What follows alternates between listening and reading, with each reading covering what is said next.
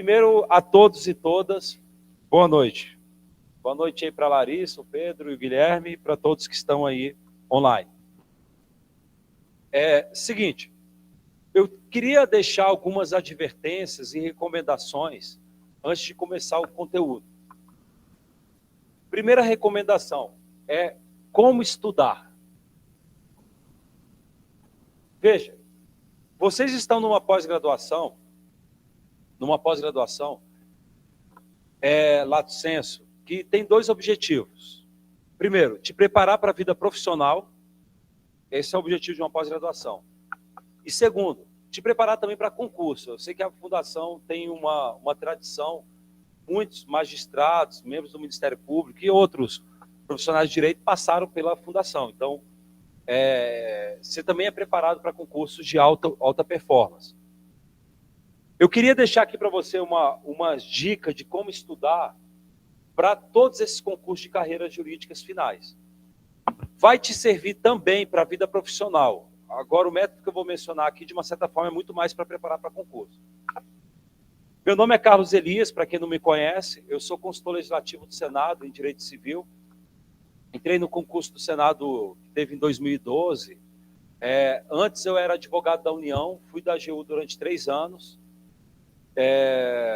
Conheci o Brasil inteiro e como a AGU funciona. Trabalhando lá na AGU foi uma experiência muito boa no Poder Executivo. E antes ainda eu era servidor do STJ e fui assessor de ministro no STJ, fazendo votos, né? Basicamente ficava fazendo votos em turma de direito público e em turma de direito privado. Então eu passei pelos 3 poderes, vamos dizer assim, das carreiras jurídicas que nós temos.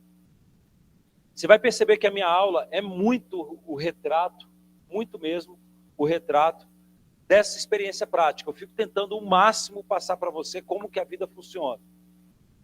Como o cargo permite, eu também sou advogado, advogo em direito privado, especialmente, fazendo pareceres e também atuando na advocacia, mas de uma forma mais selecionada, por já ser consultor legislativo do Senado, então, na prática, a advocacia suga muito, então eu fico um pouco mais selecionado nisso. E também sou árbitro, né? Tem câmaras arbitrais que fazem, basicamente, julgamento de processos de empresas, também atuo basicamente nisso. Então, eu faço tudo que tem no direito, praticamente. Já fiz tudo que foi no direito. O que eu quero realçar é que, nesses 3 concursos que eu passei, o do STJ, o da AGU e o do Senado, sempre eu adotei esse método de estudo. Na verdade, esse método de estudo eu herdei lá do pré-vestibular. Graças a Deus eu tive a oportunidade de passar em primeiro lugar em Direito na UNB, no vestibular da UNB, exatamente na forma de estudo. Eu percebi que foi a forma de estudo que me deu um upgrade muito grande. E essa forma de estudo é igual para qualquer concurso. Veja, em primeiro lugar, quando você vai estudar, e veja, isso aqui vai te atalhar a vida demais. Muita gente demora a passar em concurso. Eu lembro de um amigo, por exemplo, ele era servidor no STJ junto comigo. Né? Ele já, gênio, já era até mais velho do que eu, fazia concurso para magistratura já há muito tempo e não passava de jeito nenhum. Aí eu perguntei para ele, vem cá, como é que você estuda? Aí ele falou, bem, eu pego um livro, pego o livro do Didier, pego o livro do fulano de tal, vou lendo, fazendo resumo, tal, e estou estudando assim. Aí eu falei, é por isso que você não passa. Você está estudando ou para a vida profissional, ou você está estudando para fazer um mestrado, um doutorado, mas não é para passar em concurso. Concurso, você tem que treinar a habilidade de resolver provas e, segundo, você tem que fixar o conteúdo de forma estratégica. E por isso, o ideal é sempre, quando você for estudar, você vai ter 2 caminhos. O primeiro caminho, que eu vou colocar como grupo 1 de estudos, é você começar por meio de questão de concurso. É você pegar a questão. Então, você pega lá uma questão, por exemplo, que diz assim, vamos supor, a adjudicação compulsória depende de prévio registro E eu estou dando esse exemplo aqui, é porque eu já estou começando o conteúdo, tá? Eu estou usando como pretexto para começar o conteúdo. Depende do prévio registro da promessa de compra e venda de imóvel no RI, no registro de imóveis, no cartório de imóveis. Percebe? Vocês já têm, esse método de estudo, ele parte do pressuposto de que você já se formou em direito. E você já tem uma noção, ainda que vaga, dos conceitos e tudo mais. Isso você já tem. Na pós-graduação aqui, você está consolidando e sistematizando a matéria. Mas percebe, você pega essa questão, às vezes você não sabe a resposta. Alguém sabe a resposta? Aí do online, do pessoal presencial, verdadeiro ou falso? Pois é. No momento que você pega uma questão desta, e tu não sabe a resposta, você ativa no teu cérebro o que eu chamo de tinta indelével de memorização. Sabe por quê? Teu cérebro foi desafiado. Tudo que você estudar ao impulso dessa questão, o teu cérebro vai fixar de uma forma perene. A daqui 10 anos, às vezes, você vai lembrar daquilo, porque teu cérebro foi desafiado. É diferente de quando você pega um livro, um manual, e você está lendo. Quando você está lendo o manual, lendo o livro, e dependendo do livro, o autor tergiversa, vai falar do negócio, fica tergiversando, passeando por caminhos totalmente inúteis, pelo menos para o teu objetivo, que é concurso público. Dá sono. Às vezes você está lá e começa a dar sono, você fala, depois eu estudo. Porque o teu cérebro não está sendo desafiado. Quando você pega a questão, você nem sono sente, porque teu cérebro está sendo desafiado. Há pessoas que ficam a madrugada acordadas jogando joguinhos, por quê? Porque teu cérebro fica sendo atiçado e tal. De uma certa forma, você não sente nem sono. Então percebe que, independentemente do teu nível de conhecimento, às vezes você está começando a estudar direito das coisas, você não sabe nem o que é adjudicação compulsória. Tudo bem, o teu cérebro, nesse momento, ativou essa tinta indelével de memorização. Pronto. A partir daqui, você vai para a segunda etapa. Detalhe, tá? Mesmo você não sabendo a resposta, você vai tentar dar um chute. Por intuição, você vai tentar responder isso. Pode parecer errado dizer isso, mas é a vida como ela é. Para passar em concurso, às vezes você tem que ter habilidade de chute. Não é que você vai viver chutando, não é isso.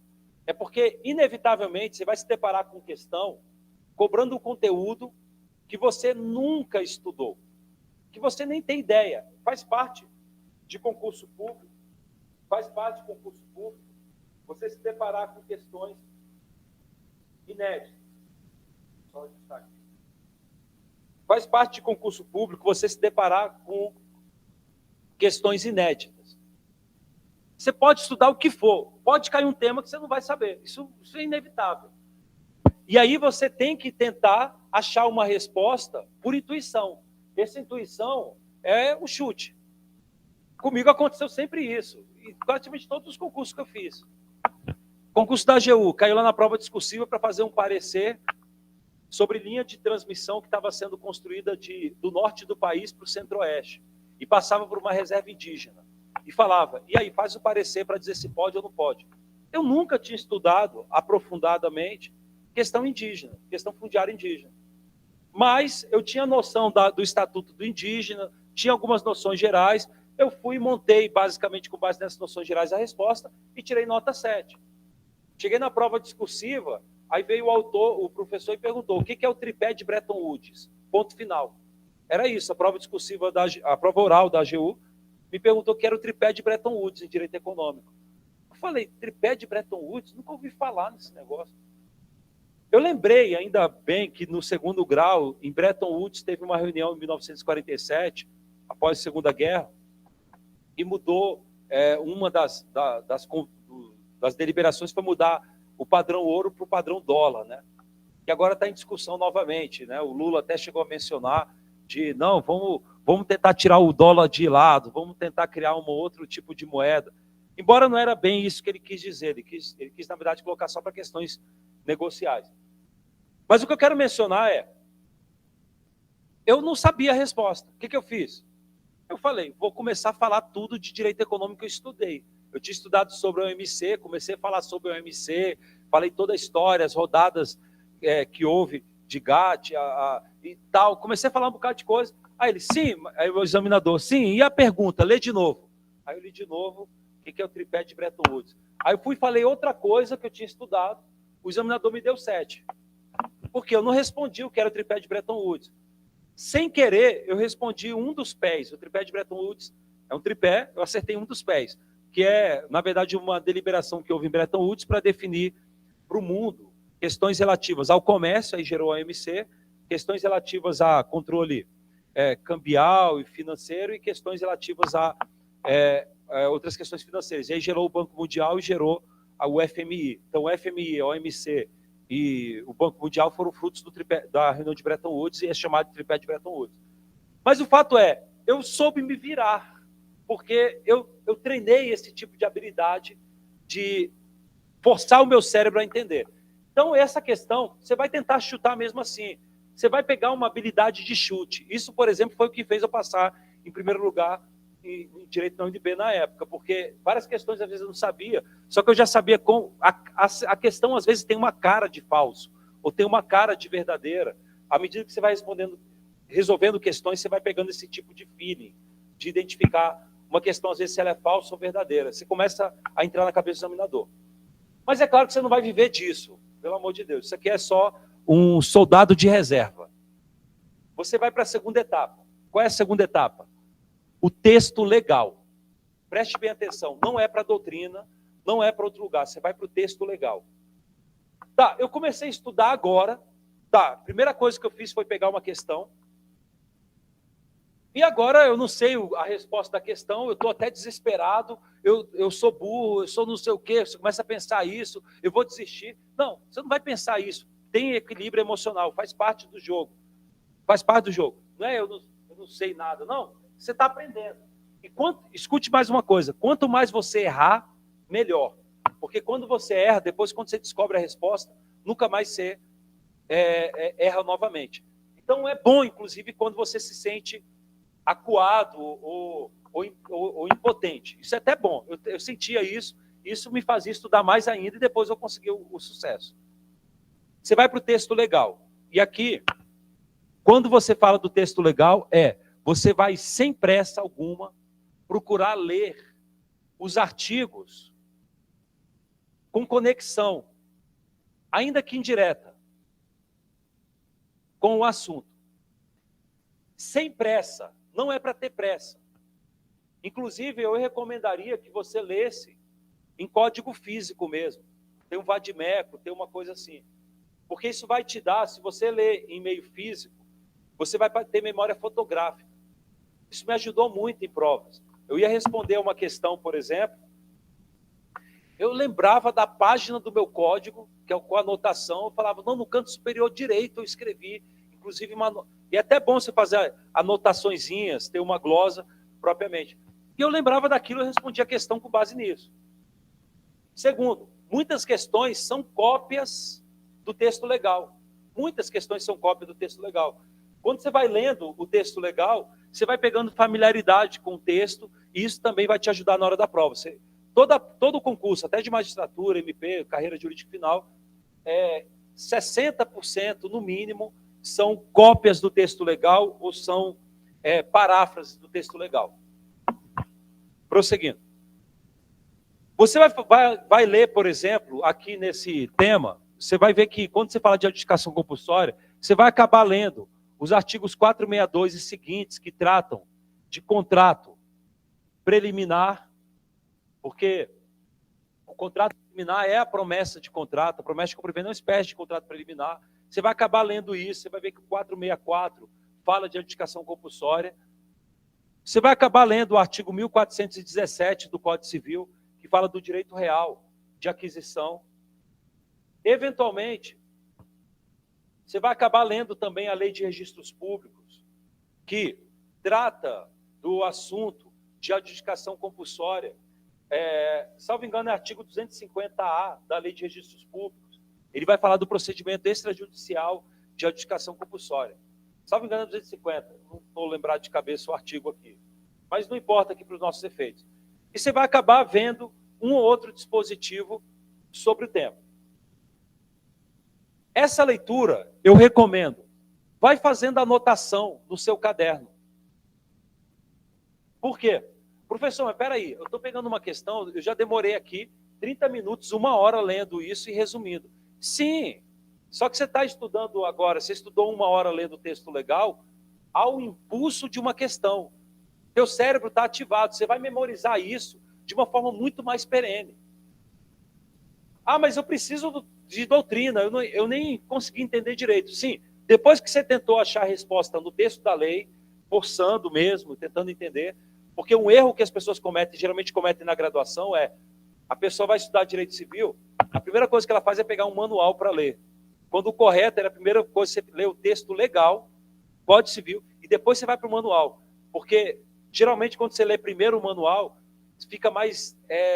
fica pouco palatável, fica mais difícil se aprender propriamente. É melhor você ler o texto legal e depois do texto legal você vai para a doutrina. Aliás, muita que tem na doutrina é cópia do texto legal, é paráfrase, e, portanto, o melhor é você seguir esse itinerário. Beleza. Não achou a resposta, ou não ficou ainda, embora você tenha achado a resposta, você ainda não achou que o assunto ficou tão fechado, tão esclarecido, aí sim você vai para a doutrina. E aí, quando fala da doutrina, você vai pegar os manuais de direito civil disponíveis. Você tem alguns manuais que eu recomendo. Você tem o manual do professor Flávio Tartucci, o manual do Pablo Stoso, tem o manual do Carnacchione, tem também o meu manual, que eu escrevi junto com o João Costa Neto, que é um manual único. O João Costa Neto é professor na UNB, e a gente escreveu esse manual, que é completo demais, todo sistematizado, tem esqueminhas. Tu estava lá na UNB? Desculpa, não tinha se conhecido, Guilherme. O Guilherme foi meu aluno lá na UNB também. Eu dava aula lá na UNB, eu parei esse semestre, mas eu dava aula lá também e o Guilhermão estava lá. Né? Então, o manual, desculpa, quem te deu foi o João. Quem te deu aula fui eu. O João, tá. É porque eu dava aula lá também, então eu pensei que foi... Mas o manual é muito aprofundado e é muito objetivo e aprofundado demais. Também vale muito a pena. Então, inclusive eu trouxe esse exemplar. Como alguns estão online, eu vou fazer o seguinte. Na próxima aula eu vou sortear um manual. Eu vou sortear quem tiver presencialmente. Eu vou deixar para a segunda aula, porque alguns podem não ter vindo hoje e tal. E aí eu vou sortear um. De qualquer forma, se não eventualmente quiserem, você consegue comprar o manual nas editoras e tal. Mas geralmente ele custa R$300, é um pouco caro. Eu consigo comprar com desconto de professor, então eu acabo pegando o manual para poder facilitar para os alunos, que eu sei que já está gastando muita coisa, e eu vou deixar aqui na secretaria. E aí eu acho que na prática tem que ver, mas acho que R$220, alguma coisa, que é só para também ressarcir. Se não comprava para todo mundo, mas o professor não ganha bem, não dá para doar para todo mundo. Aí se alguém quiser depois, pode comprar na secretaria, tudo bem? Mas é bom você pegar o manual, porque o manual pode ser o do Carnacchione, que é excelente também. O Carnacchione talvez até tenha aqui na secretaria também. Ou do Tartucci, ou que seja, que vai ajudar. Agora, às vezes, você não consegue ter manual de tudo. Eu não tinha manual de todas as disciplinas. Sabe o que eu fazia? Google. Mas peraí, eu tenho que saber. Aí você tem que saber, você vai ter que ter um pouco mais de cautela e tal. Mas se você coloca no Google, por exemplo, a questão e transcreve, provavelmente você vai parar no site QC Concursos. Aí no site QC Concursos o pessoal comenta, às vezes tem comentário de professor, dos alunos, você vai pegando lá e vai lendo, você já vai pegando as informações essenciais para isso. Você tem que aprender o que vai cair na tua prova, é isso. Beleza. Depois desse passeio, lembrando que você vai ler na doutrina e também você vai fazer anotações, tá? Teu caderno vai sendo preenchido. Então, esse teu passeio aqui, na lei e na doutrina, nessa primeira questão, vai te custar 1 hora, 2 horas. O Sami falou para usar o chat GPT para pesquisar ali no chat. Claro que não, estou brincando, ele brincou, né? Eu sei que é zoação. Embora no futuro o chat GPT vai resolver tudo mesmo. Aliás, eu nunca testei questão de concurso, colocar para ver se ele dá a resposta. Um dia eu vou testar, se bobear, ele até já dá logo toda a resposta. Mas o fato é, você vai voltar à questão. Indiretamente, você está usando uma técnica de memorização que é pendurar os assuntos, aglutinando os assuntos a partir de um ponto comum. Você não percebe isso, mas isso aqui é uma técnica de memorização. No final das contas, você vai lembrar disso com muito mais perenidade. O fato é, você vai voltar para a questão e vai saber a resposta. Você vai ver que há uma súmula do STJ, súmula 250, e também o artigo 250A, se não me engano, 250A da Lei de Registros Públicos, também vai prever expressamente que para a adjudicação compulsória não é necessário o prévio registro da promessa de compra e venda. Você pode ter a adjudicação compulsória direta, a adjudicação compulsória, a sentença ou o ato do registrador vai ter o efeito de um contrato definitivo de compra e venda, e, portanto, a sentença, se for uma ação judicial de adjudicação compulsória, vai ser registrada como um contrato de compra e venda, ou o ato do registrador no processo extrajudicial vai ser o suficiente. E aí você simplesmente vai ter a propriedade do bem, o contrato definitivo nessa hipótese, né?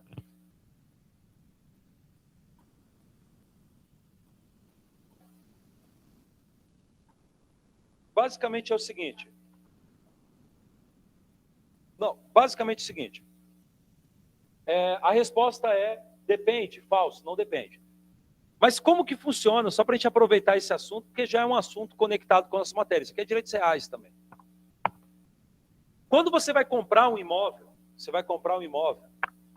às vezes não há condições negociais ou às vezes jurídicas para fazer o contrato definitivo. Condições negociais, que é o mais clássico. Às vezes o comprador não tem o preço, não tem o dinheiro para pagar à vista o imóvel. Você está vendendo um imóvel, um apartamento na Asa Sul por 1,5 milhão e o cara não tem 1,5 milhão na mão. Ele tem metade do valor e o resto ele quer parcelar. O que você faz? No lugar de você fazer um contrato de compra e venda, porque se você fizer o contrato de compra e venda, você vai ter um grande risco, que é o seguinte, você vai transferir a propriedade para o camarada, após o registro do contrato de compra e venda, e o sem vergonha pode pegar e revender o imóvel para um terceiro e desaparecer, e não pagar para você o preço. Se ele não te pagar o preço, um abraço. Só vai lhe sobrar o choro. Porque você vai poder propor ação judicial contra ele, mas eu te garanto que você não vai conseguir penhorar nada. Porque quem dá um golpe desse já desapareceu com os bens penhoráveis.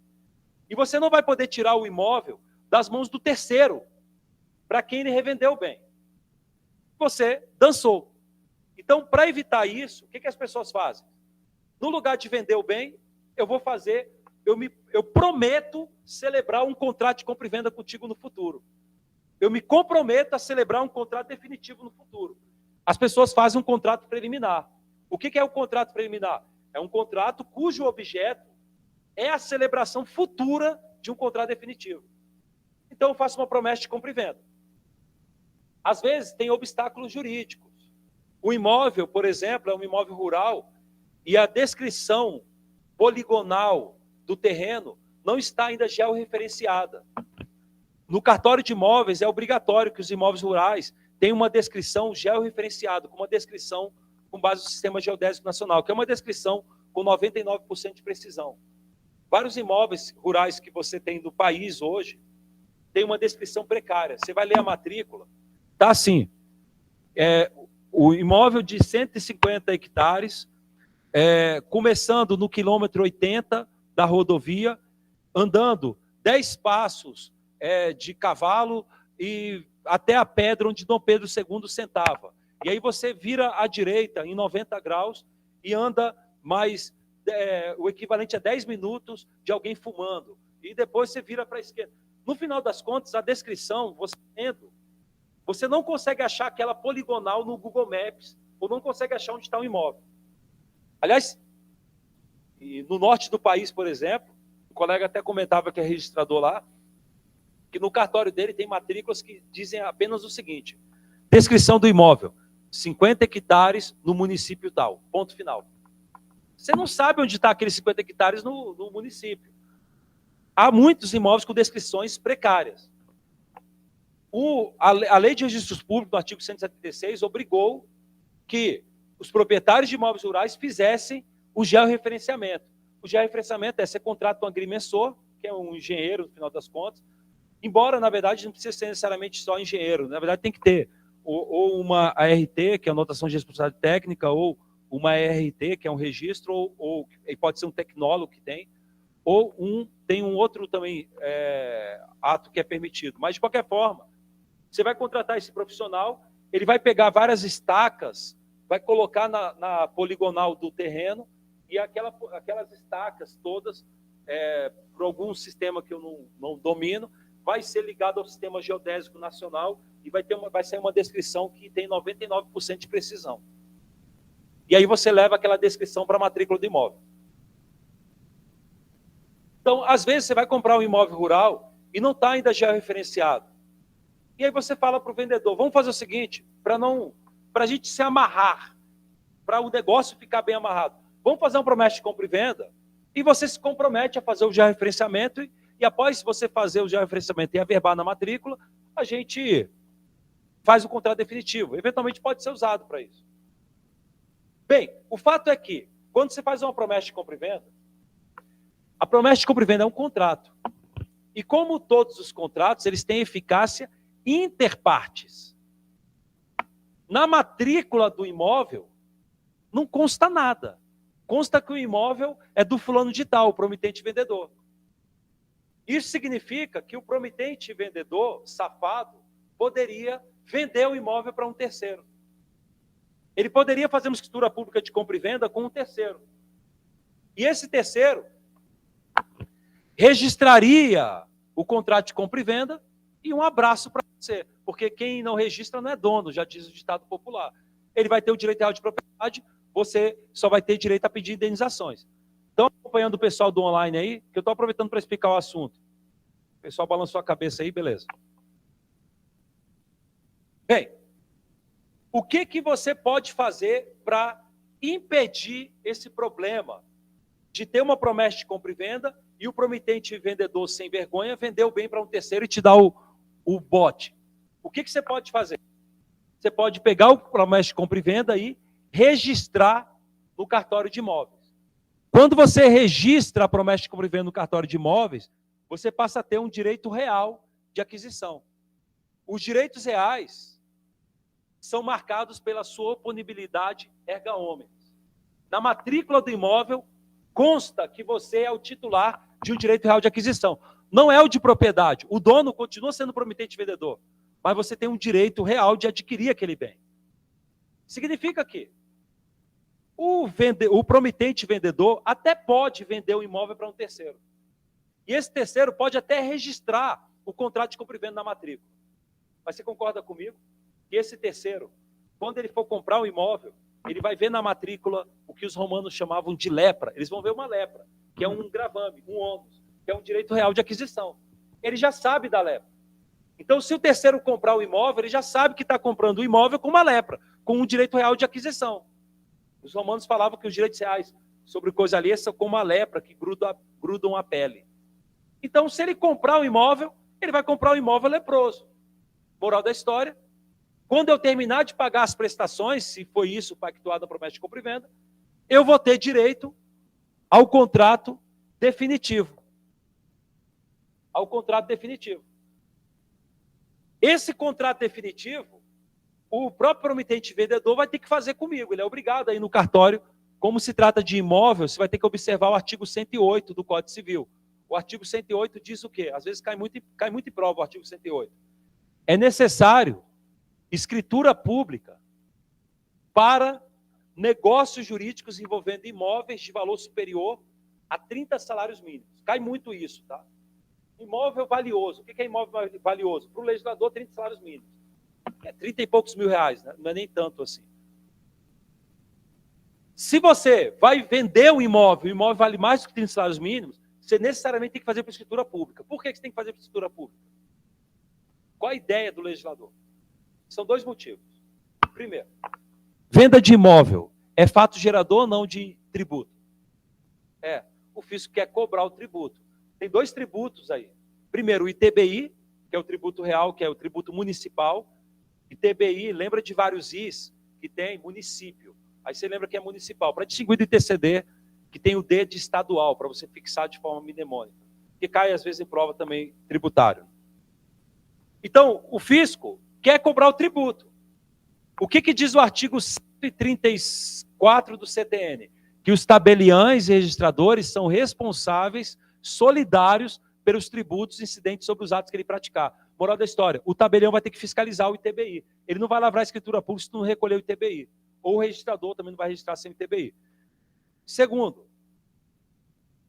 quando você compra um apartamento por 10 mil reais e depois você revende por 80 mil, você concorda que houve uma valorização?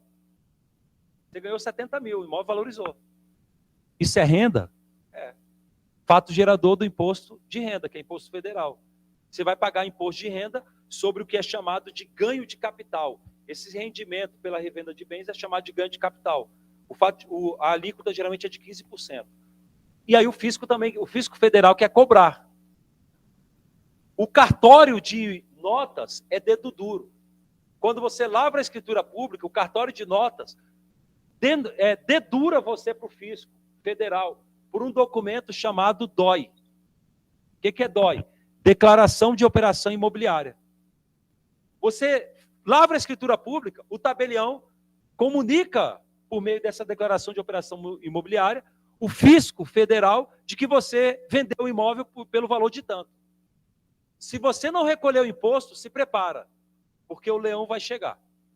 O fisco vai vir no teu encalço e vai te punir por conta da sonegação fiscal. Você tem que pagar o tributo. Então, no final das contas, a escritura pública acaba sendo uma forma do próprio Estado controlar tributos. Tudo bem? E há um segundo motivo dessa exigência de escritura pública. É que o Brasil é marcado por um histórico de fraudes fundiárias. Muita grilagem. E isso é um problema de ordem pública. Você tem políticas públicas, financiamentos para a moradia das pessoas. Programa Minha Casa Minha Vida e vários programas, programa Casa Verde e Amarela, muitos programas sociais para poder garantir moradia para as pessoas. Se você permitir que venda de imóveis seja feita por instrumento particular, o risco de fraude vai ser muito maior. Muitas pessoas vão poder sofrer fraudes e pessoas poderão ficar até sem lugar para morar por conta de fraudes. E a ideia é, vamos reduzir esse tipo de fraudes. Seja a pessoa que pode acabar tendo o imóvel vendido por um grileiro, seja a pessoa que vai acabar pegando toda a economia da vida dela e pagando por um grileiro, por um imóvel que nem era dele. Então, para evitar esse tipo de problema, que é um problema social, você exige escritura pública porque é muito mais difícil fraudar. Tudo bem até aqui? Vou responder finalmente a questão da promessa de compra e venda. Pessoal do online também pegou? Tá. O fato é que, após você pagar todas as prestações de uma promessa de compra e venda, às vezes o promitente vendedor não vai no cartório voluntariamente contigo para te dar o que no popular a gente chama de escritura definitiva. Já viu que as pessoas falam assim no popular? Eu quero a escritura definitiva. Às vezes o promitente vendedor não vai voluntariamente. Não vai porque, às vezes é preguiça, às vezes é porque ele acha que você não pagou o preço todo, que você está devendo ainda, ou às vezes ele quebrou, desapareceu do mapa. É uma imobiliária, uma incorporadora imobiliária de quem você comprou o bem, ela desapareceu, fechou as portas. E você quer o contrato definitivo. Já que a outra parte não está voluntariamente indo ao cartório para fazer o contrato definitivo, o que você vai fazer? Você vai pedir para o juiz te dar compulsoriamente a coisa. Daí a ideia de adjudicação compulsória. Bem grosso modo, tá? Adjudicar, grosso modo, é o juiz te dar alguma coisa, grosso modo. Exato. A ideia do poder do Estado te dar a coisa. Só que é compulsório. Ou seja, você vai entrar com uma ação judicial, como regra geral, agora, com a lei do SERP,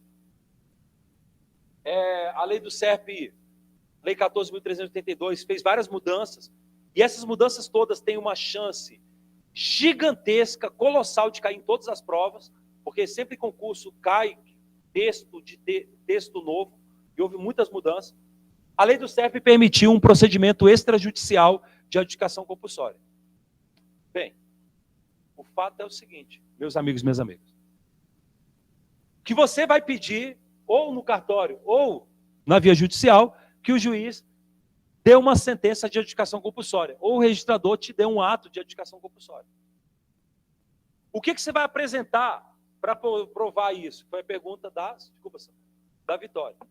O que eu vou apresentar? Você tem que apresentar a promessa de compra e venda. Em princípio, essa promessa de compra e venda tem que ser escrita. Não porque a lei exige textualmente, porque o próprio artigo 462, ele diz que o contrato preliminar tem que ter todos os requisitos do contrato definitivo, salvo a forma. A forma, se é a forma escrita, se é a escritura pública, em princípio é um pouco livre, vamos dizer assim, para o contrato preliminar. Mas é um pouco complicado você provar uma promessa de compra e venda verbalmente, porque os romanos já ensinavam que verba volant e scripta manente. Se por acaso é bom você guardar consigo sempre. As palavras voam, a escrita fica. Como é que você vai provar? Ele falou, não, ele disse que sim, é muito difícil você provar, e é muito difícil o juiz, portanto, aceitar prova verbal de promessa de compra e venda. A rigor, poderia. Agora, pode ser que tenha sido feito no WhatsApp. Alguém te mandou promessa de compra e venda, todas as condições no WhatsApp, você concordou e pagou. Está valendo, em princípio está valendo. Você não vai conseguir registrar no cartório de imóveis, porque para registrar no cartório de imóveis você tem que ter um título. E título é um documento físico, ou eletrônico, até é possível também, porque documento eletrônico está equiparado a físico atualmente. Mas tem que ter um documento. Você não vai conseguir registrar porque está no WhatsApp, não é um documento. Pode, claro.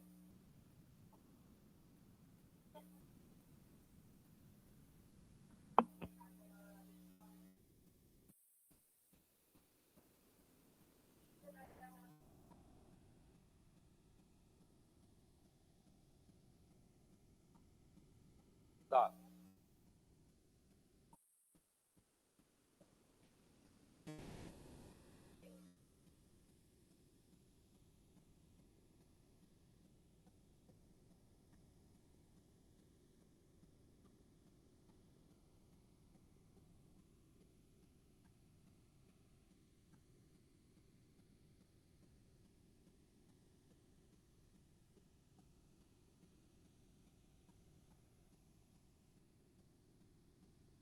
Vamos lá. A Terra Cap... Não, a pergunta que a Vitória faz é o seguinte, a Terra Cap desapropriou um ato, então deve ter publicado os decretos de utilidade pública e tudo, e em pagamento, a Terra Cap ia dar um outro imóvel. Então, em vez de pagar a indenização em dinheiro, ia dar um imóvel para o desapropriado, que não é obrigado a receber. Ele está recebendo porque quer, então foi alguma negociação, porque desapropriação tem que ser em dinheiro.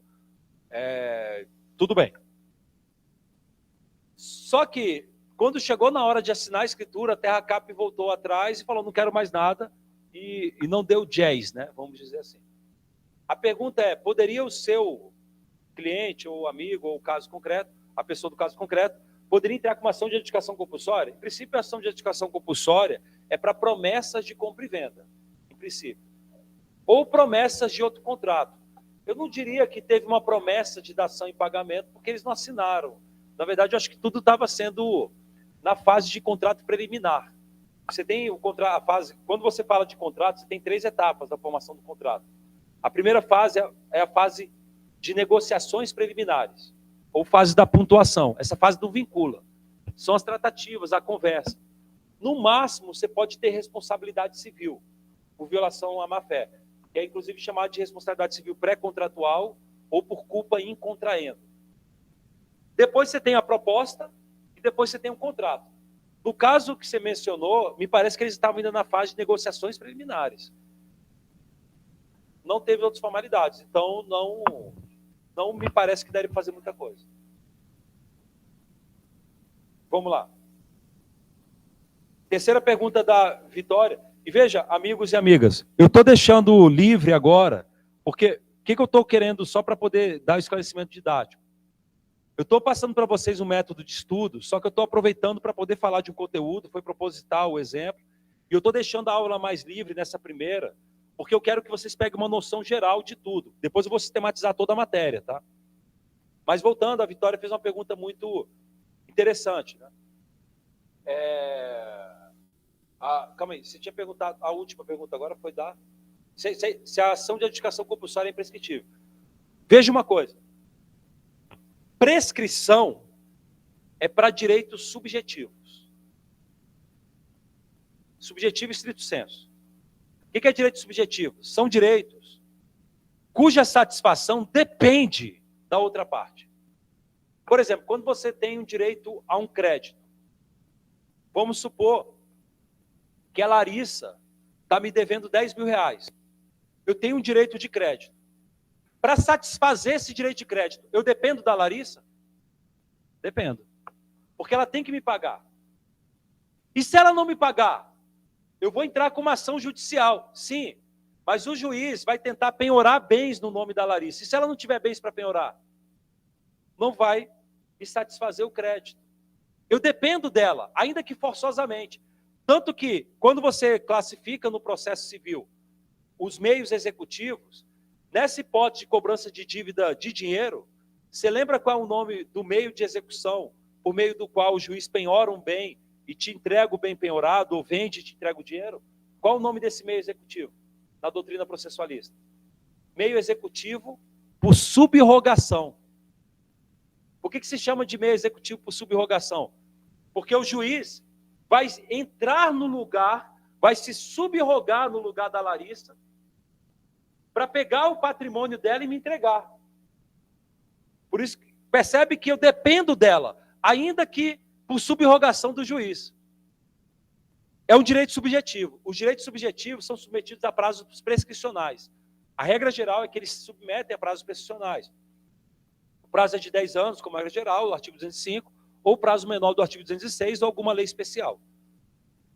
Agora, quando você fala de adjudicação compulsória, o direito à adjudicação compulsória não é um direito subjetivo. Porque você não depende da outra parte para satisfazer esse direito. Ainda que a outra parte não queira, ou não faça nada, ou não tenha bens, não importa. Basta o juiz dar uma sentença reconhecendo que você tem o direito à adjudicação compulsória e ponto final. É como o divórcio. Você não depende do outro para ter um divórcio. Se ele não quis dar, eu não vou dar o divórcio. O problema é seu. O juiz dá a sentença, pronto, está divorciado. Portanto, quando falamos de adjudicação compulsória, nós falamos de direito potestativo, que é o direito cuja satisfação depende apenas do poder, por isso potestativo, potesta, do titular. Basta eu pedir, basta eu exercer. O direito potestativo também é chamado de direito formativo. Por que formativo? Porque são direitos que envolvem a constituição ou a desconstituição de uma situação jurídica. No caso do divórcio, você está desconstituindo uma situação jurídica. No caso da adjudicação compulsória, você está constituindo uma situação jurídica de propriedade. Então, é submetido a prazos decadenciais.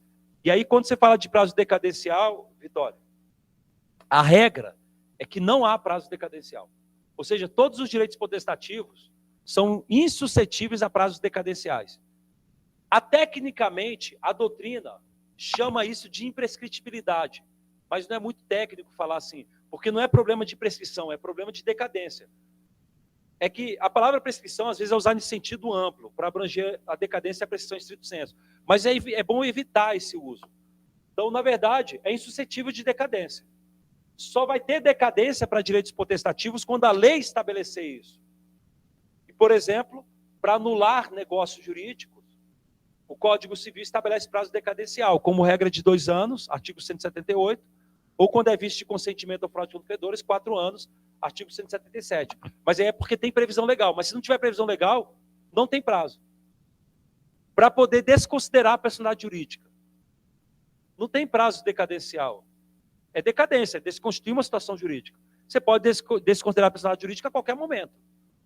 O único pressuposto é que ainda haja direito de crédito exigível. Então, o direito de crédito é que pode ter prescrito. Mas o direito a pedir a desconsideração, o STJ é pacífico. Não tem prazo porque é decadência. Decadência, em regra, não tem prazo.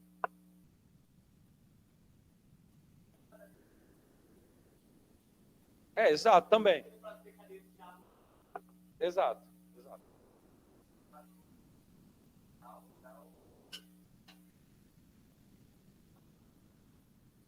Tá. Uma coisa é o direito a mudar o estado civil, quero ser divorciado. Outra coisa são os direitos patrimoniais de exigir a sua ameação ou o seu bem.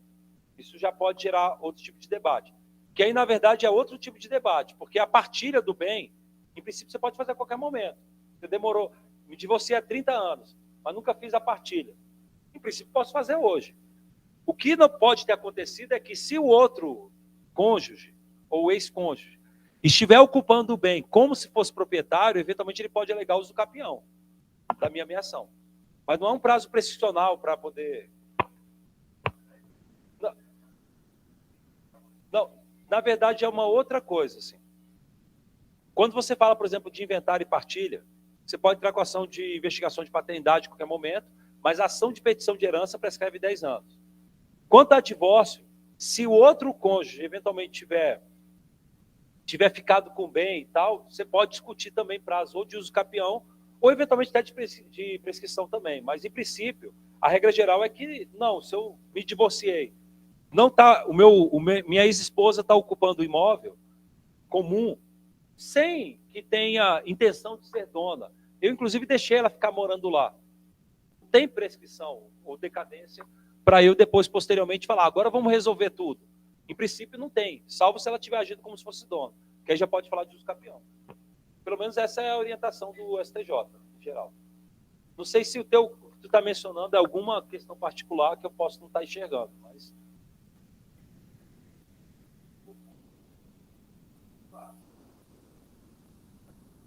Pode?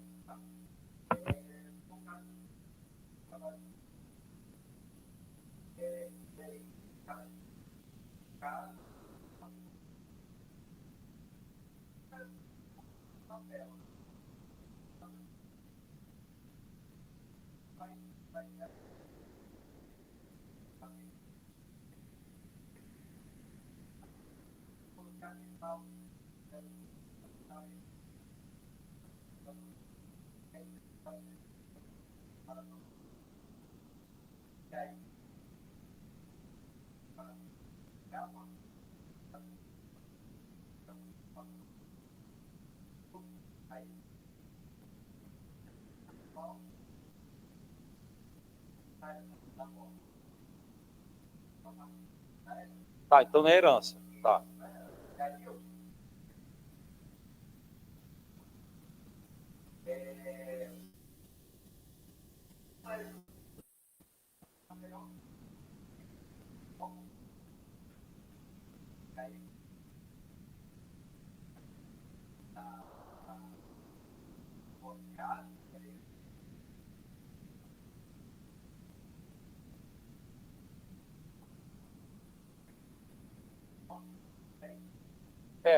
Eu tenho a impressão, o caso que o colega cita, teu nome mesmo, desculpa. O caso que o Gustavo cita é um caso que envolveu morte e envolveu reivindicação de meação por conta da morte também. É pacífico no STJ. A ação de petição de herança, então alguém morre, faz a partilha e não te inclui. Prescreve em 10 anos. Mas tem que ver exatamente o caso de, meramente, eu me divorciei, não pedi a partilha, já tem 30 anos, e se eu posso reivindicar os bens que ficaram com o outro ou não. Regra geral, em princípio, ele pode alegar uso capião. Agora, tem prazo prescricional? Não me lembro de precedente nesse sentido. Em princípio, a regra geral na doutrina civilística é que não tem, porque, salvo se ele agiu como se fosse dono, que teria uso capião. Porque é direito de propriedade. Direito de propriedade, o direito de mear o bem, isso não decai. Você é proprietário de tudo. E o jeito de você perder a propriedade é por uso capião. Então tem que ver exatamente, depois eu fico até curioso de ver o precedente, se puder trazer para a gente poder olhar, para ver a particularidade. Mas como você falou de morte, eu estou com a impressão de que, na verdade, o precedente civil é de ação de petição de herança.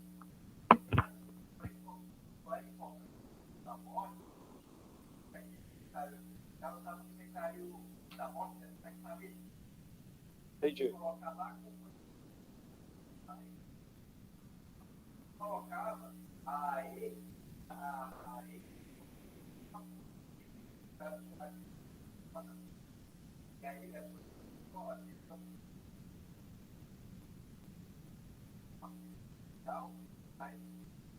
Tá. Mas depois a gente vê esse precedente. Mas, de qualquer forma, a ideia geral é direitos potestativos podem ser exercidos ad seculorum, salvo se a lei prevê algum prazo de decadência. Então, voltando aqui, percebe que a adjudicação compulsória é, na verdade, um caso em que o juiz vai dar uma sentença que vai substituir o contrato definitivo. Isso é adjudicação compulsória. Pode ser judicial ou pode ser extrajudicial. Eu te chamo a atenção para o extrajudicial. Vai despencar nas provas. É importante depois você ler o artigo da Lei de Registros Públicos. Achou o precedente? A gente vê na hora do intervalo, para não descarrilar o tema. Mas obrigado. Muito bem. E que documento você vai apresentar? Basicamente, você tem que comprovar que houve o contrato definitivo, que houve a promessa de compra e venda. O ideal é que seja por escrito. Agora, se não tiver o documento escrito, poderia tentar provar de outro meio? Poderia, mas é muito difícil. Vai ser uma prova acrobática que você vai ter.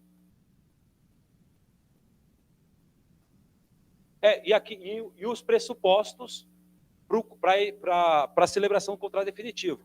No caso de promessa de compra e venda, geralmente, o pressuposto é o pagamento do preço. Queridos e queridas, voltando ao nosso método de estudo. O fato é que quando você termina essa primeira rodada, você vai saber tudo. Você vai ter estudado aqui direito real de aquisição, você vai ter estudado adjudicação compulsória, eu te dou a palavra.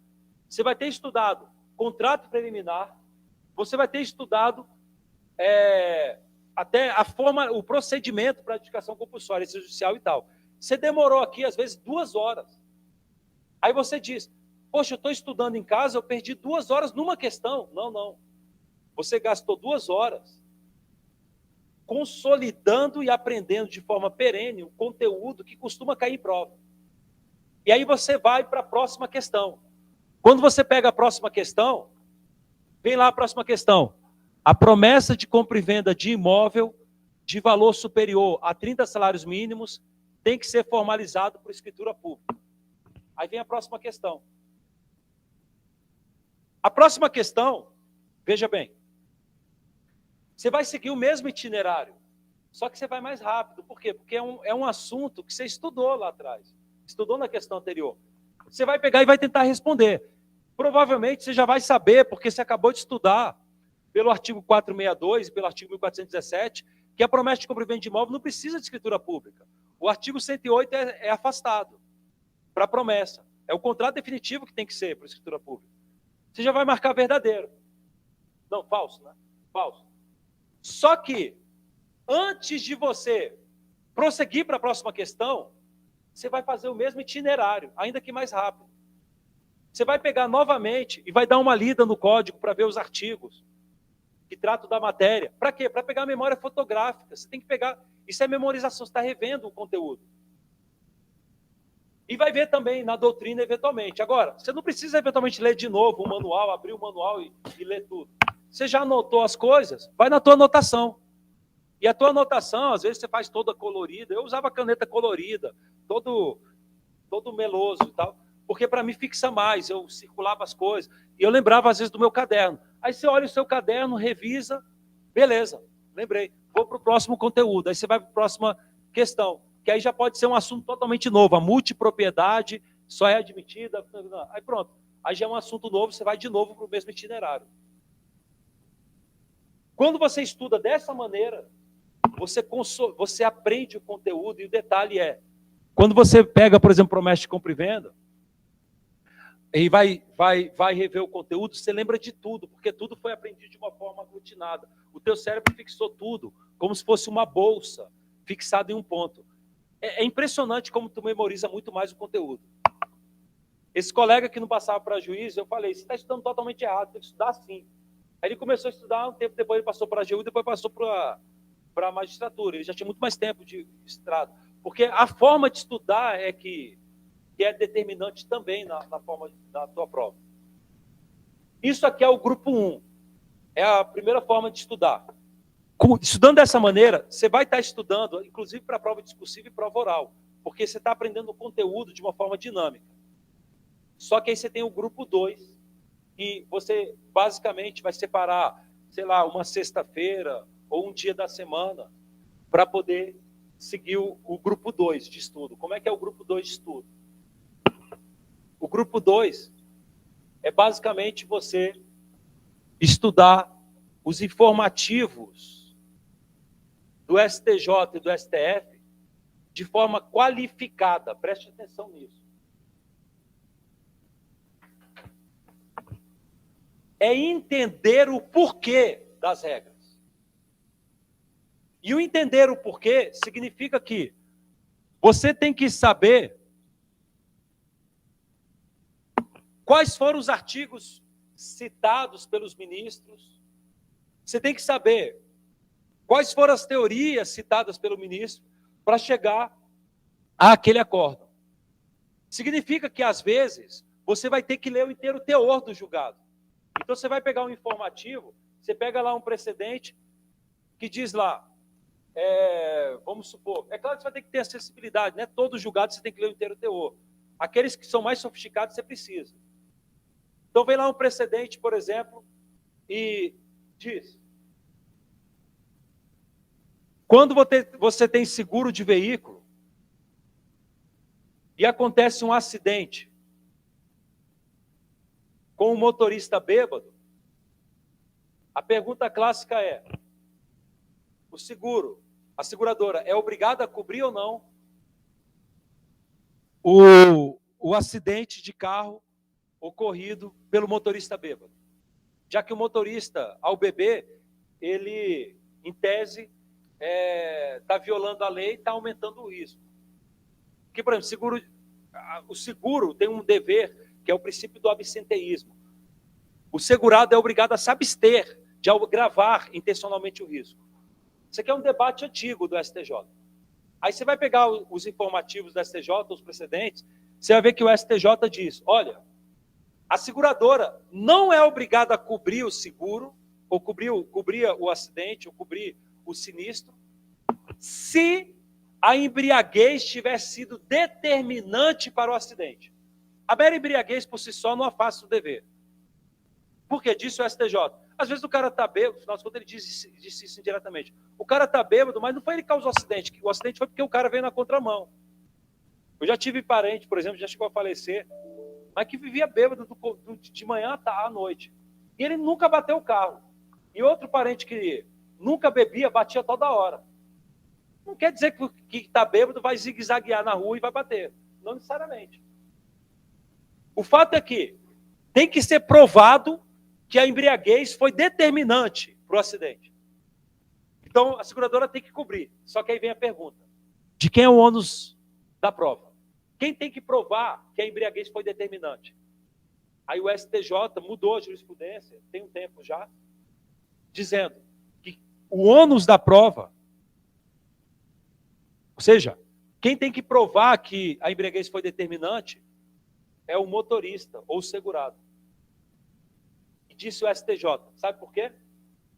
Aí você tem que ler o inteiro teor para poder saber, e quando você for ler o inteiro teor, você vai ver que lá há um instituto, uma teoria do direito civil fundamental para provas discursivas, para provas orais de carreira jurídica.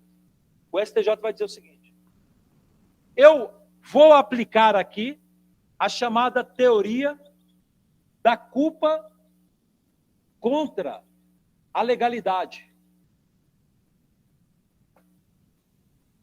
Essa teoria pode cair em prova, é a teoria da doutrina. Às vezes, você lendo o manual e tal, você não vai ver essa teoria, você não vai lembrar. Mas quando você estuda, lendo o informativo e lendo o inteiro teor, você está, veja, você está provocando o seu cérebro da mesma maneira que você provocou com uma questão. Todo mundo gosta de fofoca. Fofoca prende a atenção das pessoas. Informativo é fofoca. Você está sabendo que a vida das pessoas. O bêbado bateu. E aí, vai pagar, a seguradora vai pagar ou não vai? Isso é uma espécie de fofoca, no final das contas. Tem um efeito cativante de uma fofoca. Teu cérebro vai fixar muito mais. E, portanto, quando você vai ler o inteiro teor do julgado, você vai vendo essa teoria, você vai fixar muito mais essa teoria do que se você estivesse lendo só o manual avulso, sem sido provocado por uma questão. Então, aí você vai ver que essa teoria, No voto, o ministro vai e detalha a teoria toda, cita a doutrina e tal. Você vai ver que a teoria diz basicamente o seguinte: quando alguém viola a lei, especialmente violações manifestas, exemplo, dirigir embriagado, violação manifesta da lei, você vai presumir culpa dele por todos os danos causados. É uma presunção. Não absoluta, mas relativa. Por quê? As máximas da experiência. Queridos e queridas, eu propositalmente, nessa primeira parte da aula, a aula está sendo mais dispersa. Vou sistematizar toda a matéria, não se preocupe. Porque eu quero que você pegue essa visão geral, e isso, para mim, é a parte mais importante de qualquer curso. Especialmente pessoas que vão fazer concurso no futuro. E quem for advogar, isso aqui também vai ser fundamental, porque você pega versatilidade também. Quem não for fazer concurso público também é importante. Voltando. As máximas da experiência, você estuda em processo civil. Eu não lembro de cabeça o artigo, é artigo 300 e pouco do CPC, que prevê as máximas da experiência como um meio de prova. Se você tiver com o CPC e colocar Ctrl F e escrever experiência, vai aparecer lá, artigo 300 e pouco, fala das máximas da experiência. É um tipo de prova. O que estabelece essas regras de experiência? Alguém lembra daqui? É um meio de prova admitido. Você tem prova testemunhal, prova documental e tem as máximas da experiência. Alguém do online lembra? Máximas da experiência é o seguinte: você pode considerar que você tem que guarda isso pelo resto da sua vida, que você usa toda hora, inclusive prova discursiva e tal. É processo civil, mas tem conexão. Máximas da experiência ou regras da experiência é um meio de prova. E o que significa isso? Significa o seguinte: o juiz pode considerar que um fato está provado de acordo com a sua experiência comum. E aí você tem um brocardo latino que representa isso. Ide, quod, acho que não dá para ler, né? Quem está lá embaixo. Aqui. Ide, quod, plerunque, assidite. O que significa ide, quod, plerunque, assidite? É o seguinte: você pode considerar que um fato está provado se ele, ide, quod, plerunque, assidite, se ele condizer com aquilo, ide, quod seria aquilo, que geralmente acontece, assidite acontece, plerunque seria a ideia de geralmente. Aqui uma tradução bem grosso modo. Mas a ideia é, se o juiz diz, geralmente, quando uma pessoa bebe, ela zigue-zaguezeia na rua com o seu carro e vai bater. Então, geralmente, quem dirige bêbado causa acidente. Então, com base na máxima da experiência, você vai presumir que o motorista bêbado foi o causador do acidente e a causa do acidente foi a embriaguez. Só que é uma presunção relativa. Artigo 375, obrigado. Artigo 375. Só que é uma presunção relativa, porque é um meio de prova, que pode ser afastada por outra prova. Por isso, já que você presume culpa do motorista, o STJ diz, o ônus de prova é do motorista, para dizer que não houve, que o acidente não foi determinante. Porque eu presumo que foi determinante, com base na teoria da culpa contra a legalidade. E veja que essa teoria ela pode ser usada para várias outras situações. Várias outras. O camarada violou uma norma jurídica, você presume que se ele causou dano, você presume que foi culpa dele. Onde você aprende isso? Se você está lendo informativos, você vai acabar lendo esse informativo, você vai querer saber o porquê do precedente, aí você vai ler o inteiro teor, aí você vai ver essa teoria. E você nunca mais vai esquecer, porque você aprendeu isso a um impulso de uma questão, de um problema, de um caso concreto, de uma fofoca. Você vai decorar, e nem sono você vai sentir. Ah, professor, mas peraí, se eu fizer isso, eu vou perder mais 1 hora lendo um julgado do informativo. Sim, não tem problema, porque você está começando a estudar. Você vai perder 1 hora na primeira questão, 1 hora na segunda questão, só que depois você vai continuar resolvendo questões que com temas que você já estudou, aí vai bem mais rápido. Informativo, você vai ler um julgado, aí tem um julgado que vai travar, mas depois outros julgados são cópia do anterior, ou é bem mais simples, não precisa nem ler o inteiro teor, dá para pegar fácil o motivo. E você vai fixando o conteúdo. O detalhe é que você vai ler os informativos e também vai fazer anotações no seu caderno. Então, o teu caderno vai estar com anotações do que você estudou, impulso de questões, e com anotações dos informativos também. E o que você vai fazer? Semanalmente, você vai pegar e vai dar uma revisada no seu caderno. Para rever, rápido mesmo. Deixa eu olhar o que eu anotei ontem, foi isso e tal. Para sempre ficar fresco na memória, porque isso ajuda a ficar memorizando. Você dá sempre uma olhada no conteúdo. É isso. Estudar para concurso, você não precisa de coach, não precisa pagar. Se quiser ter, pode ter. O coach para mandar você ver rock balboa, ou o que for, pode ajudar também e tal. Ou The Mentoring, pode, mas na verdade você não precisa disso. Você precisa de horas bunda na cadeira e fazer isso. Você passa qualquer concurso. O princípio é isso. Mentoring é bom? Pode ter, mas eu não gastaria com isso. Se quiser gastar, pode gastar, não tem problema nenhum. Mas isso aqui é que é importante, é perder tempo com isso. Agora, em termos de organização do teu calendário, você pode aproveitar que você está fazendo o curso aqui e você segue a dinâmica das aulas. Então, está tendo aula de civil, estuda civil. Está tendo aula de penal, estuda penal. E você vai seguindo esse itinerário. Não precisa ser uma coisa cartesiana, perfeita. Segundas é civil, terça, penal e tal. Não precisa. Eu acho que você pode ser um pouco flexível nisso. O importante é você estudar da maneira correta. Tudo bem? E claro, né, se sai o edital e tem um assunto que é o teu ponto fraco, por exemplo, quando saiu o concurso da AGU, eu fui estudar direito financeiro. Eu não sabia despesa corrente, não sabia isso. Eu já sabia processo civil demais, sabia civil demais. Aí eu estudei muito mais en passant, o que eu já dominava. Eu fui para aquilo que eu não dominava muito. Aí você vai ter essa sensibilidade. Não precisa de um coach para dizer. Você vai saber. Confia no teu taco. É porque geralmente a gente não confia muito em si mesmo. Todos os concursos que eu fiz eu achava que eu não ia passar. Eu lembro que no concurso da AGU, o pessoal da turma lá do curso preparatório fazia perguntas. Como é que é a suspensão de tutela antecipada? Eu nunca tinha ouvido falar naquilo e estava fazendo a prova. Eu falava, eu estou muito mal, está todo mundo muito bem preparado, eu não vou passar em nada. Mas aí depois o que aconteceu foi, eu passei na prova e o pessoal que fez essas perguntas não passou. Porque não necessariamente passa em concurso quem sabe mais. Passa em concurso quem sabe fazer prova. Afinal de contas é isso, grande parte. Então, confia no seu taco. Confia no seu taco. Não precisa ficar pedindo validação para os outros. Confia no que você sabe e no que você acredita. Bem, posso então começar a sistematizar a matéria, tranquilo? Deu para entender aí o pessoal do online também. Eu perdi bastante tempo aqui, mas é porque para mim isso é o mais importante. E eu já meio que trouxe alguns conceitos importantes para o nosso conteúdo. Dúvidas? Pessoal do online, pessoal presencial, não? Vamos começar. Nessa primeira aula, eu não vou começar delimitando o que é direito real, posse e tal, detalhando, porque não é esse o melhor caminho quando você vai estudar direito das coisas.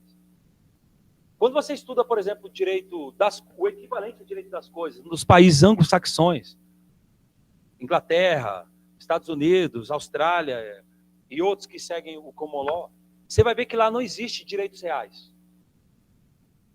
Quando você pega as coleções de direito civil, você tem lá livros de família, livros de responsabilidade civil, livro de sucessões, livro de família, e tem uma disciplina chamada Land. Land seria um equivalente ao direito real imobiliário nosso. Não é o mobiliário. E parcialmente ainda. Porque, na verdade, a disciplina do que nós temos de direitos reais no Brasil acaba ficando entre land e contracts lá nos Estados Unidos. É uma mistura, na verdade. Porque eles não adotam bem o conceito de direito real nosso, eles adotam outro conceito que é de próprio, que é um pouco diferente, tem um efeito similar, mas é uma outra forma de etiquetar o Instituto. E, portanto, antes de nós estudarmos propriamente a categoria no direito civil brasileiro e tal como é, que também segue a tradição da Europa continental, você tem que ter uma visão mais ampla do que nós estamos tratando. Que é, veja aqui no quadro, titularidades. O título da matéria aqui são titularidades. aqui vai te ajudar demais a você resolver muitos problemas práticos e, inclusive, de prova. No final das contas, o que nos importa é saber quais são os tipos de titularidades que existem no nosso direito. Quando alguém diz, eu tenho um patrimônio de 323 milhões de reais, acho que o Henrique Meirelles, né, quando foi candidato a presidente da República, ele declarou o patrimônio dessa casa aí, de 300 e poucos milhões de reais. O que ele tem de patrimônio? Qual é o patrimônio dele? Ele tem fazendas gigantescas? Não. Se você for olhar a olho nu o que ele tem, ele deve ter um apartamento muito bom, talvez no Leblon, de 15 milhões, deve ter um carro lá de R$1 milhão, mas não deve passar disso. Bens físicos, ele deve ter isso só. O restante, os milhões e milhões de reais que ele tem, provavelmente vai estar em valores mobiliários, em títulos da dívida pública, em letras de crédito imobiliária, em ações de pessoas jurídicas. Esse é o patrimônio. O Elon Musk, né, que uma das figuras mais controversas do mundo, né, do planeta, ele nem casa parece que tem, né, diz a lenda popular, que ele, na verdade, o patrimônio dele, na verdade, é todo virtual, são ações de empresa, ele fica morando de aluguel, de lugar em lugar, tal. Tem muita lenda atrás dessa figura. O patrimônio é todo espiritualizado. Há doutrinadores, por exemplo, o Gino Gorla, que é um jurista italiano, ele falava de espiritualização da propriedade. Ele falava que a propriedade tende a se espiritualizar. As pessoas não são mais donas de coisas corpóreas, sim de coisas incorpóreas, imateriais. E a riqueza do planeta é imaterial. No final das contas, é imaterial.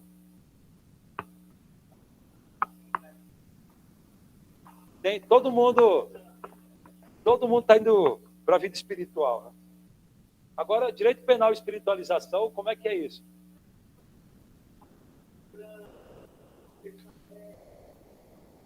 Ah, tá.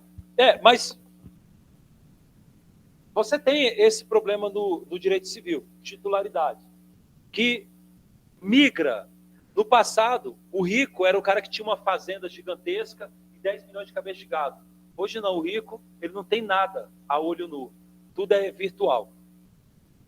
E por isso, nós precisamos estar atentos para isso, porque quando você vai entrar com uma ação de execução contra o Henrique Meirelles, você tem que penhorar bens. Você não vai achar nada corpóreo. Você tem que saber onde você penhora esses bens virtuais do camarada. E ainda mais quando a gente fala de criptomoedas, criptoativos, aí começa a ficar um cenário quase carnavalesco, de confusão de patrimônio. Mas a gente precisa etiquetar. O jurista, o civilista, sobretudo, é uma pessoa dedicada a etiquetar situações jurídicas. Quais são, então, os tipos de titularidades que nós temos? Primeiro, nós temos direitos da personalidade. Eu vou começar com eles. Direitos da personalidade. Espera aí, direitos da personalidade são existenciais. Calma aí. Os direitos da personalidade, eles possuem uma dimensão existencial, como a sua integridade física, a sua honra, a sua imagem. Tem uma dimensão existencial. Aliás, aqui você inclui até mesmo os seus dados pessoais. A Lei Geral de Proteção de Dados, na verdade, disciplina um tipo de direito da personalidade, que é o seu dado pessoal. E o dado pessoal pode ser sensível ou não.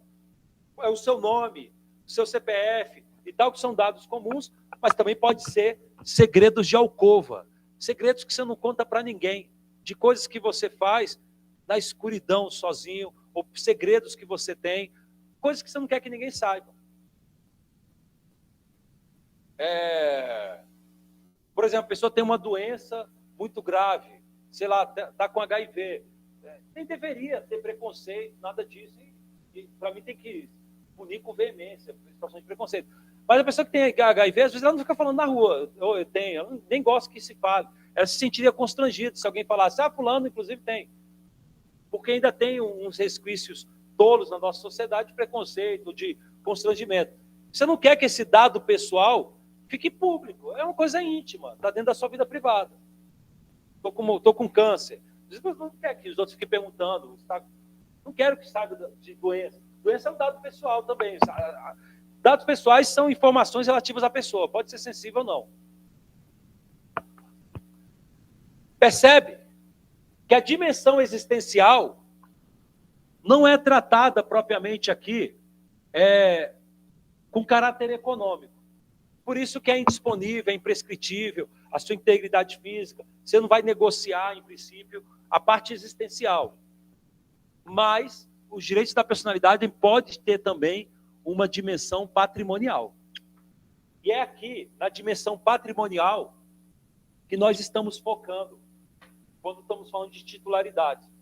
Não deixa de ser uma titularidade de direito existencial também, mas o nosso foco está sendo a parte patrimonial. Porque a sua imagem pode gerar grana. O Neymar ganha dinheiro com a imagem. Ele faz o contrato com a Nike, com as empresas, cedendo o uso da imagem e cobra uma fortuna. Não só a imagem, mas também vários outros direitos da personalidade. Os direitos autorais, escutem bem, são direitos da personalidade. Tem uma lei própria, a lei de direitos autorais, mas o direito autoral é um direito da personalidade. Porque os escritos e as produções autorais são projeções da tua individualidade.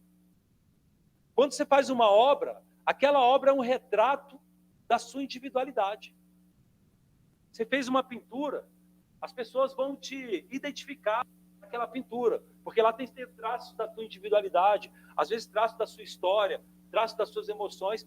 É tratado como direito da personalidade. E por isso os próprios direitos autorais têm uma dimensão existencial e uma dimensão patrimonial. Tem uma dimensão patrimonial e existencial. A dimensão existencial, a própria lei de direitos autorais trata disso, por exemplo, falando que você tem direito a reivindicar a autoria, a paternidade, etc. Porque é tratado também assim. Muito bem. E essa dimensão, o direito da personalidade, o direito à imagem, os direitos autorais, eu iria além. Perfil no Instagram ou nas redes sociais, canal no YouTube. Isso, para mim, se encaixa. Não, a doutrina ainda não se manifestou muito sobre isso. Mas uma coisa é certa. Isso aqui é projeção da tua individualidade. O pouco de doutrina que tem caminha nesse sentido. Porque o teu perfil no Instagram é uma projeção da tua individualidade. O teu canal no YouTube é uma projeção da tua individualidade. É um direito da personalidade também. Que também tem uma dimensão existencial e uma dimensão patrimonial.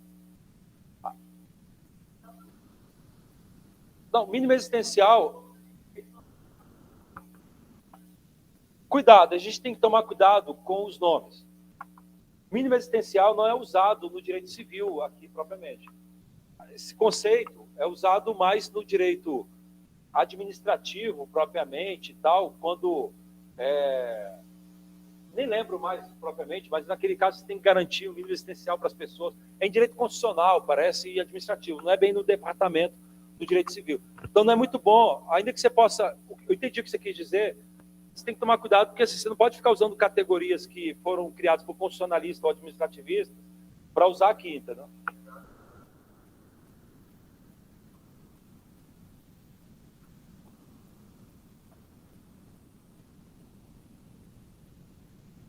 Na verdade, se usa com o nome de teoria do patrimônio mínimo, que eu vejo mais usado. Mas não é bem mínimo. Poderia ser usado. É um conceito de direito constitucional, mas aí é outra abordagem. Não é bem para falar que é direito da personalidade. A teoria do patrimônio mínimo é baseada no direito existencial, que é usado no direito constitucional para a dignidade da pessoa humana, sim. Mas é porque ele tinha colocado em outra ocasião. Mais tranquilo. Porque o bem de família, por exemplo, é uma decorrência do teoria do patrimônio mínimo, que é uma ideia de garantir o mínimo existencial em termos de patrimônio para a pessoa poder sobreviver. Mas é para garantir o pão, leite e mel do dia a dia, não é bem a honra, a imagem. Aqui em direito da personalidade eu nunca vi ser usado.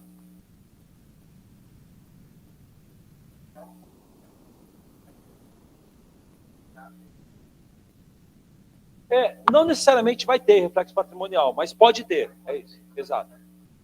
Primeiro, primariamente essencial. Exato. Exato. Então, os perfis nas redes sociais, no canal no YouTube, pode ter dimensão patrimonial e dimensão existencial. E aí você tem debates na doutrina, por exemplo, com o nome de herança digital. Na verdade, é um termo que às vezes é usado num sentido que nem seria tão adequado. Porque quando você fala de herança, você fala de transmitir patrimônio, grana, para alguém. Só que o conceito ou o termo herança digital é usado também em outro sentido. Basicamente é o seguinte: se alguém morre e ele tem um canal no YouTube com 10 milhões de seguidores, aquilo tem valor econômico? Claro que tem. Ainda que ele tenha morrido, você pode aproveitar aquela multidão de seguidores e uma outra pessoa pode continuar o trabalho fazendo dancinha e tal, e tentando cativar o público e começar a monetarizar o YouTube, ganhando do próprio YouTube e também fazendo propagandas. A pergunta é: esse patrimônio espiritual ou incorpóreo, que é um direito da personalidade, na sua dimensão patrimonial, poderia ser transmitido por sucessão causa-morte? Esse é o primeiro debate. É ou não válida a cláusula do YouTube, ou do Facebook, ou das empresas que mantêm redes sociais, que estabelece que com a morte da pessoa se extingue o direito dela ao perfil e não permite transmitir para ninguém? Na verdade, ele extingue o perfil. Ou torna inativo, ou torna em memória. Mas é válido ou não é? Há um debate da doutrina para dizer se isso é válido ou não. Você tem no seu iTunes, por exemplo, várias músicas que você comprou. O iTunes você fica comprando música. Ninguém mais compra CD físico. Quando compra, eu nem compro. Na verdade, eu assino Spotify e tal. Que é um outro debate. Mas se você compra, por exemplo, filmes online, o direito de assistir o filme, aí você compra lá, fala que vende. E você pode assistir para sempre. É válida a cláusula que estabelece que o teu direito se extingue com a tua morte e, portanto, não vai para os teus herdeiros? Agora, se na nuvem, poderia o seu filho, com o mandado judicial do Pão de Partilha, ir lá e falar: Apple, deixa eu ter acesso à discoteca do iTunes do meu pai, faleceu. Há um debate se isso é válido ou não. Ainda a doutrina está tateando o assunto. A doutrina se defende que é nulo. Agora, além disso, quando você fala de herança digital, você tem essa discussão da transmissão por sucessão causa-morte, mas também tem uma discussão que não é na dimensão patrimonial, é na dimensão existencial. Se é possível ou não ter acesso às conversas privadas no Messenger, no chat, porque lá pode ter segredos de alcova. Lá, a viúva pode descobrir que o marido, na verdade, traía ela com Deus e o mundo. Ela tinha mais chifre do que ela pudesse imaginar. Lá ela pode descobrir que o marido odiava ela pode descobrir que o marido estava tramando o assassinato dela, nas conversas privadas, no Telegram, o que seja. Pode ter muita coisa. E a pergunta é: quando a pessoa morre, pode o familiar ter acesso à conta privada na rede social do falecido? Não para efeito patrimonial, ninguém está monetarizando, o camarada não tinha o perfil monetarizado. Esse é um outro debate que tem. Na Alemanha, houve um caso em que um tribunal alemão entendeu que os pais poderiam ter acesso às conversas de message do Facebook da filha, mas porque tinha uma justa causa. É que a filha tinha morreu num contexto de um crime, e o pai queria investigar quem foi o causador do crime. Então ele queria ver as conversas para poder ver se o assassino tinha sido alguém que conversou lá e tal. Deu uma justa causa. Mas sem justa causa, poderia? É um outro debate, está tudo em aberto. São questões que eventualmente pode cair numa prova discursiva ou prova oral, mas ainda não tem precedente do STJ. Então, tema ainda está em aberto. E você tem doutrina para vários lados.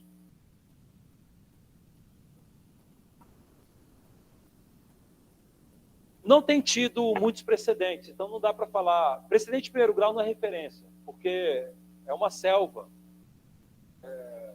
com diversidade múltipla.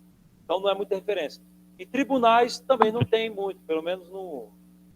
O que tem é o seguinte, uma tendência da doutrina de falar que você pode ter acesso quando tem justa causa, que é uma tendência alemã.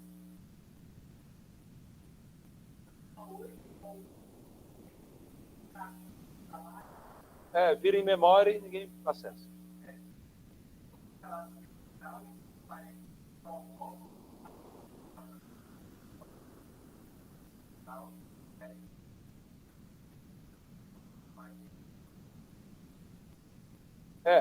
Geralmente está em memória. Agora, se o perfil pode ser, não se transformar em memória, o familiar pode continuar, isso eu não sei como as redes sociais atuam. E já deve ter tido casos assim, porque tem muitos youtubers que já morreram. A própria Marília Mendonça devia ter um Instagram bem populoso, a família deve ter tido acesso, não sei como ficou. Mas são debates, são temas em aberto. Em aberto.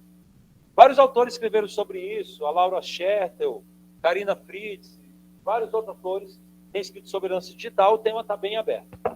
A Milena, também professora da UERJ, então tem muitos autores, mas não nos importa muito. Aqui importa só deixar aberto para você o tema.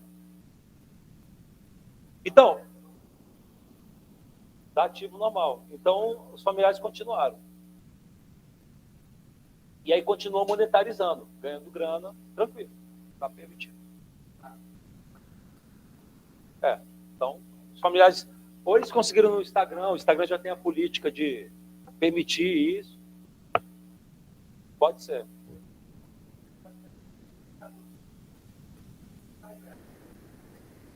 Já tinha e continuou, pode ser também. Geralmente, artista não acessa. Prosseguindo. Então, primeiro tipo de titularidade, direitos da personalidade. Tem gente que é milionária só com base nisso. Artistas são ricos com base nisso. Em direitos autorais, em direito de imagem. Roberto Carlos, Chico Buarque, são milionários pelos direitos autorais deles. Tá, o Chico Buarque tem lá um apartamento no Leblon, tem lá, sim, deve ter alguns imóveis, mas o patrimônio dele, se você for olhar o que é o grosso do patrimônio dele, é o direito autoral sobre as músicas dele, que tem um valor estratosférico. Quando ele morrer, inclusive, pode ser objeto de partilha, mas lembrando que a lei de direitos autorais coloca, inclusive, prazo de duração, que geralmente é de 70 anos, depois da morte, porque depois entra em domínio público. Isso por um motivo muito óbvio. O que você produz, do ponto de vista autoral, não é fruto só do teu talento. Porque o que você sabe, o que você é resultado do que as outras pessoas produziram e fizeram. Há um elemento público no que você produz. Quando eu escrevi, por exemplo, esse manual, eu escrevi com base no que eu estudei, vi e ouvi de outras pessoas. Claro, tem um pouco da sua inovação, mas isso é um pedaço da composição autoral. E por isso, a ideia é, quando uma pessoa morre, durante 70 anos os herdeiros podem ainda explorar e pode ser transmitido bem, mas depois vai entrar em domínio público e qualquer um vai poder ter acesso, por quê? Porque, querendo ou não, todo mundo foi autor daquilo indiretamente. Então a ideia é essa, o fundamento do direito autoral é baseado nisso, por isso que vira em domínio público como regra geral, depois de 70 anos. Prosseguindo. Até aproveitando, em direitos autorais, você tem vários debates interessantes de uso de música. Por exemplo, no Instagram, quando você posta, você não tem uma opção para colocar uma musiquinha? Você fala, fui lá hoje, aí você escolhe uma música lá do Led Zeppelin. Vou colocar a música do Led Zeppelin. Sim. Uma briga que houve muito grande dos autores o Instagram está permitindo as pessoas usarem a minha música sem me pagar. E aí, no final das contas, isso foi tudo negociação, não precisou ser judicializado. O próprio Instagram e as empresas acabaram fazendo acordos com o ECAD, no caso do Brasil, ou as outras entidades representativas dos autores em outros países, para poder catalogar todas as músicas. Então, você percebe que quando você vai escolher uma música no Instagram, você tem que indicar exatamente qual é a música. Porque o próprio Instagram faz o registro de que alguém usou e ele vai paga o valor do direito autoral pactuado para a entidade, e a entidade repassa para o autor. No final das contas, tem um controle, uma gestão coletiva dos direitos autorais. O ECAD, na verdade, no Brasil é o ECAD, a entidade principal. Tem outras também, tá? Mas aqui a principal é o ECAD. O ECAD, na verdade, é uma associação, tá? Entidade privada. Uma associação cujos associados são, na verdade, entidades, são outras associações representativas de vários setores autorais. E o ECAD é uma entidade privada. Só que, por lei, olha que interessante, do ponto de vista até do direito administrativo, por lei, tem que ter lei, que é a Lei de Direitos Autorais, tem poder de polícia, portanto, tem atributos típicos de direito administrativo. O ECAD pode autuar alguém que está usando uma música num casamento, por exemplo, sem ter pagado os direitos autorais previamente. Quando você vai casar, você não tem que ir lá pagar uma taxa do ECAD. Eu nem sei se eu paguei, eu devo ter pagado quando casei e tal. Eu acho que sim, eu lembro que tinha isso. Tem muito tempo. Mas você tem que, em tese, para poder fazer execução pública de músicas, você precisa pagar o valor do ECAD. Ah, eu não paguei. Não conta para ninguém. Mas se o ECAD está em tese de descobrir, ele pode ir lá e te autuar e cobrar. Geralmente ele paga. Na verdade, se você está usando, você é obrigado a pagar também. Se você não pagou, não fiscalizou. Mas geralmente eles pagam. O fato é que e quando você vai casar, em princípio, você tem até que ter a lista das músicas que você vai passar. Por quê? Porque o ECAD vai cobrar, vai ver quais foram as músicas que serão executadas, para ele repassar um valor devido para cada um dos autores daquelas músicas. A ideia é basicamente essa, no final das contas. É uma situação estranha, né? Porque você tem vários autores, pessoas físicas, que, na verdade, se associam, e essa associação, por lei, recebe poder de polícia para fiscalizar. Autuar, aplicar, às vezes, multa, sei lá, o que ele faz. Em tese, você não pagaria. Em tese, não pagaria.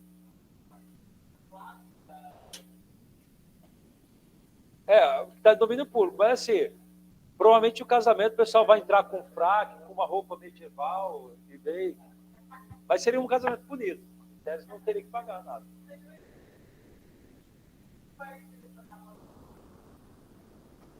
Aí o ECAD deve ter as formas, não sei como é, para computar.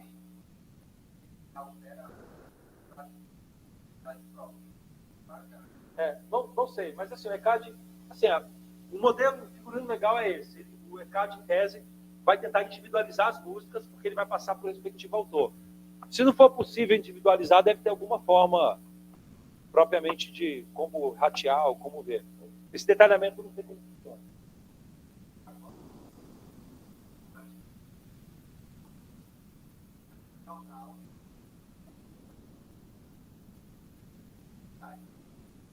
Na verdade, o que tem é o seguinte, eu li o projeto da Lei de Fake News, e, no geral, a ideia, para mim, é boa, no sentido de os limites.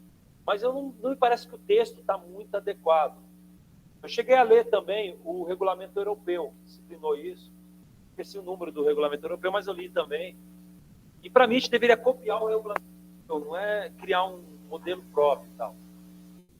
E lá tem um dispositivo que, na verdade, esse que você está mencionando, é lobby da Globo e de outras grandes empresas que obrigam o Google, assim, grosso modo, estou fulanizando só para ficar mais fácil de didático, obrigar o Google a pagar para a Globo, para a Record ou para qualquer empresa, para a CNN, pelo conteúdo jornalístico que ela produzir e colocar na rede social. E aí, o Google na hora ia dizer, então eu não vou publicar nada da Globo, porque eu não quero ficar pagando nada. Aí tem um dispositivo dizendo, e o Google é proibido de se esquivar dessa obrigação, não publicando o conteúdo das empresas. Na verdade, é o contrário. Na verdade, o correto seria, o Google, se quiser, pode cobrar para as pessoas publicarem coisas na plataforma dela. É o contrário, não sei como é que eles estão invertendo a mesa. Esse dispositivo é grosseiro, mas está lá no meio do projeto de fake news. E o problema é que o debate do projeto de lei de fake news fica eclipsado com o debate de coisas que são retóricas. A gente chama isso de falácia do espantalho.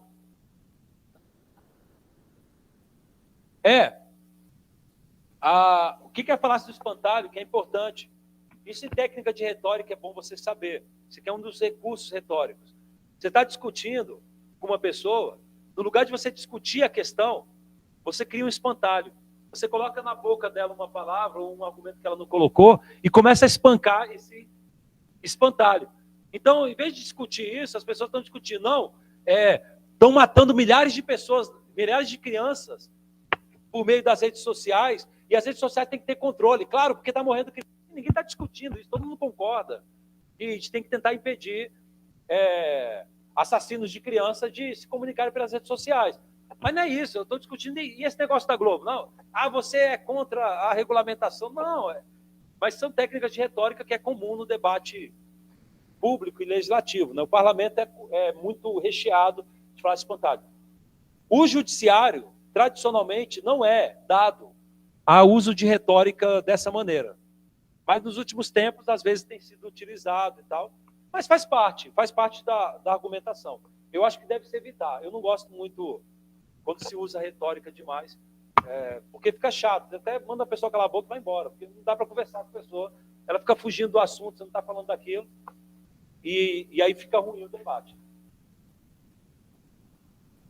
Você vai discutir com a pessoa, não, você... exato. Mas faz parte do debate, especialmente quando são assuntos mais sensíveis, que envolvem forte militância. Hoje saiu o decreto uma lei do DF, autorizando o Distrito Federal a aplicar multa de até R$500 mil do homem agressor de uma mulher.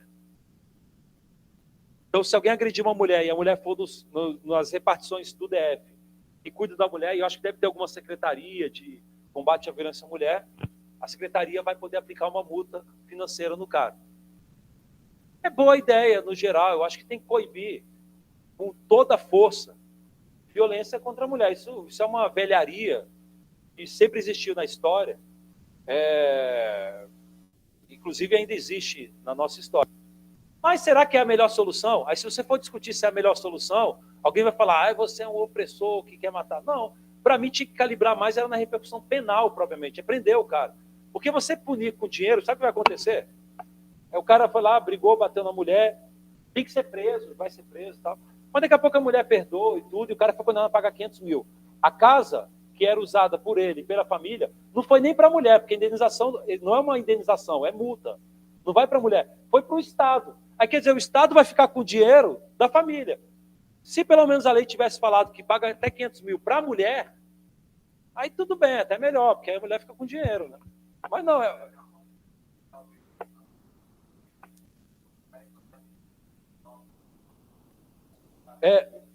aliás, não tinha pensado nisso. Na verdade, você vai acovardar as mulheres de denunciar. Boa questão. Pois é porque às vezes você querendo salvar, você tira. Tem até um nome disso, chilling effect, acho que é o nome.